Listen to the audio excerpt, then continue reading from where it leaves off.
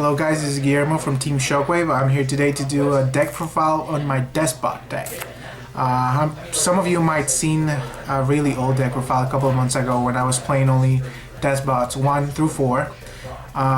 We're taking a little bit of time after BOSH release, but I think it's time to do an updated version including every single Deskbot until Deskbot 8. I think the deck has gotten pretty solid, a little bit more consistent. I've added a couple of tech cards into the deck to make it a little bit more consistent, a little bit more competitive. After the release of the new adjusted list by Konami, Hidden Pepe, pretty much the deck has become a tier 1, it's no longer a tier 0. I still think it's going to be one of the top 3 decks. A lot of people don't see Deskbots as a real contender. I think the Deskbot is a solid top 5 choice right now in the meta. You got cards like Waverings that destroys every other pendulum deck. This deck packs a punch, can drop Naturia Beast, any synchro levels 1 through 12. Ranks pretty much the same every rank from 2 to 8. It's a pretty consistent deck, and well, I hope you enjoy it. So I play 1-0-0-1. He's the tuner of the deck. He gets powered up for every machine on the field. He comes back from the grave if you special summon 2 machines. You can use him multiple times if you pendulum, if you use machine dupe, so I think 1 is pretty much enough. Triple 0-0-2. He's one of the best cards in the deck. He powers up every other machine for 500 attack and defense. When he special summon, you can search for any Deskbot card, not just monster, any card, so it's going to be even better when the field comes out. You basically go 3, then special summon these, start searching and start thinning your deck and getting your plays going. I would say the best card in the deck, 0-0-3. He has 2 effects. He special summons from the deck any Deskbot monster, so you can basically bring any monster 1 except himself, 1, 2 till 9 when it comes out. His second effect, you can power up a Deskbot monster on the field by 500 attack and defense for every Deskbot card you control. That includes pendulum zones and the field when it comes out. So this card can make any other Deskbot pretty huge if you have a full board. Second best card of the deck, 0-0-4. When he attacks, you can pitch a monster from your deck to the grave, Deskbot monster. He gains 500 times the level of the monster you pitched. So he could get pretty huge if you send 8 or 7. And then if he destroys a monster, you can special summon 2 from either hand and or grave with different levels in defense position. Their effects are not, they don't lose timing, so you search and pop and activate all their effects when they're special summoned by his effect. The only downside is your opponent doesn't take battle damage the turn you activate that effect, so you don't know TK with this card, but it's incredibly good to set up plays, especially Beast or Trish or huge synchro plays. Now the pendulum monsters, 0-0-5, my favorite. When he's normal or special, he becomes a MSD. He gets 500 attack and defense for every Deskbot monster in your extra deck. When he's destroying in the pendulum scale, he's pretty much a monster reborn for Deskbot cards, so he's pretty good. Wavering plus this, pluses. If your opponent waverings you get pluses from this card, so he's pretty good. He's a scale 10 too. 0-0-6. He's the scale 1. He gains attack and defense equal to, it's the same pretty much as 0-0-5. He gains 500 attack and defense per monster, per Deskbot monster in your extra deck. When he's normal special summon, he changes the battle position of a monster on the field. And when he's popping the scales, he adds back up Deskbot card to your hand. So basically 6 and 5, it's a double plus. Now the other pendulums, I only play 2 7s and 2 8s. They basically attack twice, pierce damage. He can only be he's the only Deskbot monster that can be targeted by battle, and she's the only Deskbot card that can be targeted by effects when they're both in the field, like when either of them is on the field. They're good, they gain attack and defense for every Deskbot in the grave, but they don't have pendulum effects as 5 and 6, so I think they're not that great. The extra deck is so tight that I don't run rank 7s or 8s. So I just run 2 of them basically for the scales, 1 and 10. One of my tech cards is Speedroid Menko. Since Damage Juggler is gone, people don't have like, especially the Dracopods, don't have like a way to stop OTKs anymore. But there are a bunch of decks that still OTK you pretty easily. Marimels, if they get their hand right. Cosmo, they're pretty tough. So I play Speedroid Menko. He's a machine, it's a level 4.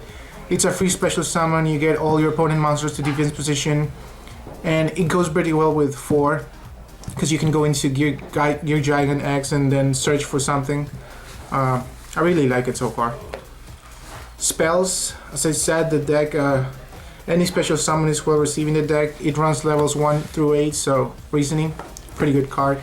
It's gonna be hard for your opponent to actually get the number right. Like, statistically speaking, the only one that has like 1/8 of a probability of actually getting it right is number 4, because you run 6 number 4 monsters, level 4 monsters.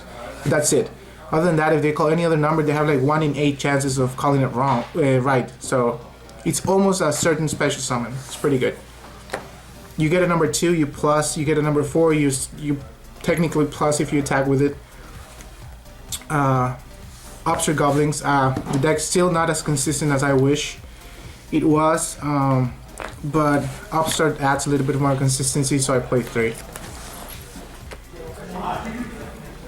Twin Twisters. Since you play number 4 recycle your grave, so discarding 1 Deskbot monster with this card is not a huge cost, especially if you discard number 1. That's basically your goal. You want to send number 1 to the grave, which is why I also play Foolish Burial. Like if you have 4, another Deskbot, and that's it, you're like, oh, you're not going to activate number 4. But then you can send any other Deskbot to the grave just to have fodder for number 4's effect. The deck is an OTK deck, so I love playing limited removal. Like, this makes OTKs way easier. Like, a 2 and a 3. A 2 and a 3 can actually be an OTK. Because you go 3 into 2, and then 2 can search for something in your pendulum scale, and you can actually attack for a lot of damage. I don't know if you can actually OTK with just those 2 cards, but it's pretty good. Like, you don't require to have a full board to an OTK with this card. And of course, Machine Duplication.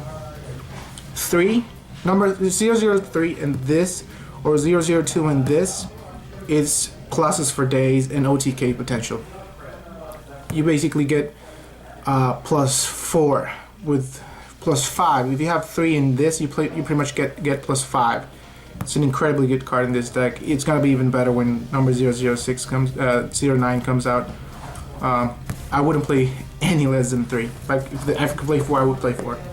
And the only trap in my deck, Call It Haunted. I was playing Powerful Rebirth for a while, but people don't blind MSC that much anymore. So I think this card's better, especially because we have higher than 4s now. We play 5, 6, 7, and 8. And we also play extra deck cards that benefit more from this card than Powerful Rebirth. I'm going to show you in a minute. Extra deck. I play 1 Herald. It's a negation. You can actually get it out with just 1 card. 003. You get 3 and 3 calls 1. You have your free negation. Beast, of course. If you get Reasoning off and with a relatively good hand, you can actually get Beast turn 1. I've done it against Dracopods, Pepe, Magicians, and it's not that far-fetched. You can actually do it more or less, like maybe half, between 1/3 and half of the times, so it's pretty good. Barkin for those trap-heavy decks. You have 5 and 1, it's an instant Barkin. 3, 2, and 1, it's an instant Barkin, so it's a pretty good card. Black Rose Dragon, blow up everything. Again, it's standard for any synchro deck. Catastor. The reason I play this is to make Infinity with only 004. It's pretty good. Goyo King. I was debating in either playing this or playing Ignister. I kind of like playing this better because it's a bigger beater and I don't have to pop anything on my own to use this effect. Like, I just attack get over stuff and take them. It's pretty good. He becomes 32 by his own effect. Trishula again. Any synchro deck has to play it, and it's so good in this deck. Like, you can get it off super easily.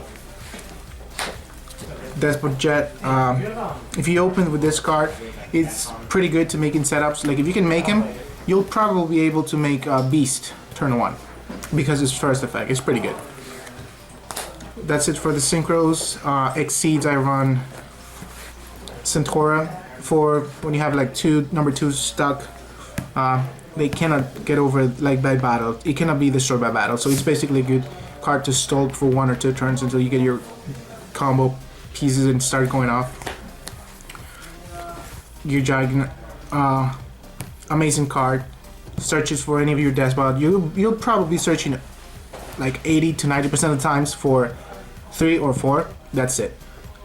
I don't see like any way that you're gonna search other than those 2 cards. Maybe a Menko to protect you for next turn, but that's about it. Castell, it's a good utility, rank 4. The only one I play other than your Dragon. And then this deck make this cards so easy that I played 2 of each, Nova and Infinity. The card itself is not that great. Like, it's only 1 negation. People can actually force you to negate and then just get over it, but the fact that you can get into this card so easy with just 1 Deskbot 004 is a card you must play it. Like, even if you don't play 2, you have to play at least 1, and that's the reason I play also Call the Haunted, because if either one of them is in your grave, you just call up the Haunted back, either De Nova and bring the second Infinity, or just the Infinity and take one of the pieces, take 1 monster from your opponent, and then you already have a fodder for a negation. So I like playing 2 of these. I actually don't get them out, like both of them, that often, but I certainly get at least 1 out almost every game. It's a pretty good deck. So I really think the deck has a lot of potential. Like, I see this deck easily as maybe top 5, top 6 in the format. Like, the field is gonna help solve a lot of consistency issues when Shining Victories comes out. Number 9 is an incredible boss monster. Like, I'm pretty sure by then the deck will be even stronger. It's a fun deck. It's not an expensive deck. Maybe a little like some of the extra deck cards, but it's a great deck. I really recommend it. I've been a fan of the deck for a really long time, since it was only 1, 2, and 3. Yeah, I really hope you enjoy the deck profile. This is Guillermo signing out.